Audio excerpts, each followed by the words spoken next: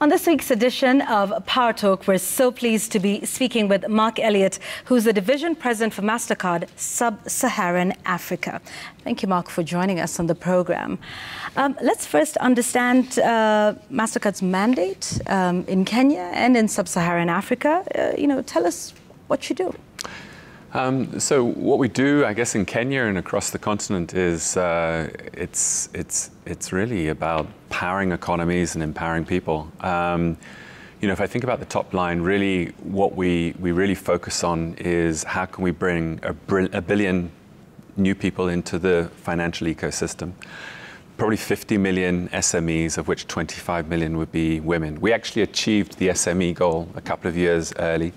And as you can imagine, that's very relevant. Those KPIs are very relevant in Africa. Yeah. So it's a business priority, but it's also a social responsibility to try and measure up to some of those inclusion goals. How do we go about it? Well, innovation is really at our core. We like to think we're the oldest startup. And that's really about bringing through all of the innovation that we have globally, whether it's in the cybersecurity space or whether it's in the advisory and data space, through to our clients. And then I think, we have to invest, right? So we invest in Africa to deliver on that mandate. And that means that we are interested in how we can invest not only in people, but also in companies and also technology.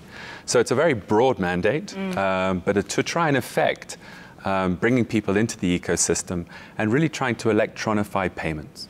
And why is that important, bringing people into the ecosystem? Look, financial inclusion is really, if you think about the continent, terribly important. Because many people on the continent just don't really have an identity as such. They lack an identity. So the opportunity to give a person some type of profile, be it a digital profile, that's really the starting point of an identity and potentially can lead to things like lending downstream. I don't know if you know, but only 3% of credit is actually met. Credit demand. So, that ability to enable businesses to kind of be able to create a track record to lend against, and then maybe go from being a sustainable farmer to a commercial farmer, has ripple effects to the broader economy. So it's very powerful to think about what that simple inclusion metric actually delivers downstream. Yeah, so help us understand the current state of the financial ecosystem in Kenya and across the continent. Sure. I mean, I think, I'm not an economist, but, like a lot of countries, I think we've been through a high inflation environment. There's been a little bit of instability around the currency, but I think that's really stabilized, and there's now some liquidity coming through. Speaking to the banks, I think how that kind of translates is business results are starting to improve. That's good for foreign direct investment, and ultimately, that's good for the economy. So I think we're quite bullish on how the economy is stepping up. And actually what's really interesting is if you talk to some of the big banks and you talk about what's going on in the corporate balance sheets, they'll tell you that actually quite a lot of the corporate balance sheets are leaning towards infrastructure build-out into renewable energies, these types of areas. So they actually think by 2030, Africa's going to be the fastest growing continent globally. I mean, so I think in terms of financial ecosystem, in terms of economic growth, very bullish. How does that translate to payments? Well, I mean, in the growth of an economy, payments also grows.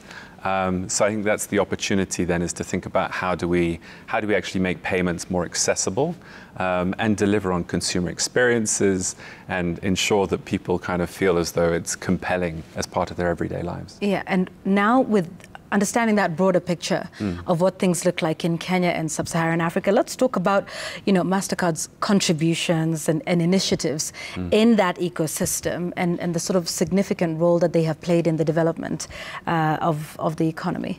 Sure. So, I mean, I think in Kenya, what's been really important is to partner with the government. And we've done that in a couple of different ways. I mean, we see an opportunity in the tourism sector. So we partnered with the tourism ministry to bring through electronic terminalization of the parks. And actually, you'll be surprised, but most national parks across Africa are looking for the similar type of opportunity. We've also partnered with the government in the space of QR payments. So the QR code, quick recognition, where as an SME, I can avail a QR code, and then that then provokes a pay by link. So then as a customer, I can, payment link appears on my phone to facilitate payment. And then we've also, we've got a digital economy which has got a digital agenda as part of the national payment strategy. Yeah. So we're also looking at how we can partner in different ways with the government in that space. And how do you think all of these initiatives have impacted the lives of those in Kenya, for instance? And you say, there's the same thing for parks across Africa. Yeah. In what way does this impact a viewer who's watching today? Look, I think it probably comes back to what I was talking about earlier around inclusivity. I think that's probably the starting point. The fact is that there are a lot of SMEs, small and medium-sized businesses, which are not necessarily able to accept payments today, maybe online, for example, and they want to establish a shop presence. They actually want to be able to have an omni-channel experience, which they offer to consumers, be it online, in-store. So that enablement piece is something which Mastercard works with their banks and with the fintechs to provide. I think that then leads to what I was talking about earlier, which is creating a data record, and then that gives the opportunity to lend against. So there's a continuum, if you like. I think also the other possibility is when we talk about supply chain finance. So different, obviously, suppliers supply each other so that actually the Coca-Cola bottle arrives in the shop and can be sold. So that ability to bring efficiencies. How does that translate to the economy? Well, there's a cost of cash, believe it or not. If the cash sits in the ATM or if the cash has to be transited around the country, that cost of cash is about 2.5% of GDP. So we like to believe that by kind of bringing through electronic payment methods, you're helping with that cost of cash. Yeah, and unlocking that. So, financial inclusion is all about the underbanked or underserved populations. So what strategies does Mastercard have in terms of just expanding financial and digital services, particularly to this group of populations on the continent? Sure. So, I think we have examples of national ID programs. So we've partnered in a lot of countries around the continent, Ethiopia, South Africa, with national ID programs. And that can even translate to biometric type of authentication methods, so that if I want to get my pension for the month or my grant, then actually I can use my biometrics to collect my pension. So that's a way of actually enabling governments to distribute grants to the population. We also work, as I mentioned, QR codes on the acceptance side. But what I think is also important is we think about, I was talking about the small and medium-sized merchant earlier. How can we get credit going, for example, around inventory? So if I'm sitting in a shop and I may be stocking products from Unilever or one of these big manufacturers, maybe I want to say, well, 20% of my stock is from one of those manufacturers. Is it that they can start to advance stock without me to help my cash flow? So those type of things, we call that Jazaduka. That's something we've launched with KCB. These type of programs are very kind of targeted at how can we help with the credit in these different sectors. And I know there's also Community Pass, which we had a conversation about, and that's across Eastern Africa? Yes, so we've now got about 5 million farmers on the program. And that program really is, if you think about it, a platform whereby the agri-providers can look at the farmers and help them with some of the harvesting products and services. And the farmer can actually make their goods and their products available to the buyers without having the middlemen. And then ultimately the bankers can look at the data and see if they can lend against some of that data set. I've been out to visit the coffee co-ops and the rice co-ops here in Kenya. And the reaction I got from the farmers was, this is transformational, because it really allows for them to be able to live a more effective lifestyle.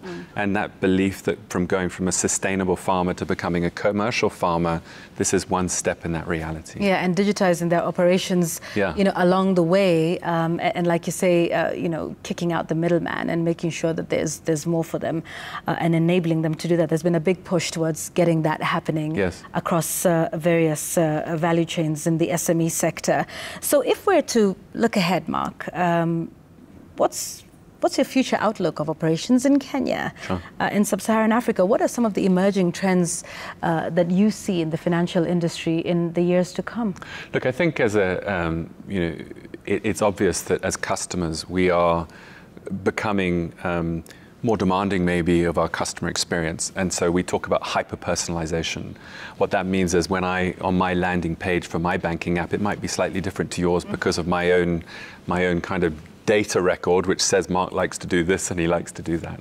So I think hyper-personalization and how we can help with those types of customer experiences is important. Yeah. I think what's also likely to happen is that we've got a bulging youth population.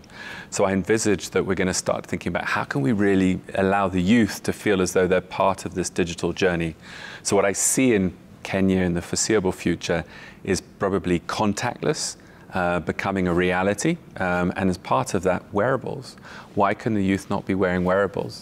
So that actually, just having a wristband or a ring or something like that is a way of affecting a payment in their everyday life. Yeah, and it's about using that data and understanding customers' individual needs and then Yes. tailoring that, for their specific needs.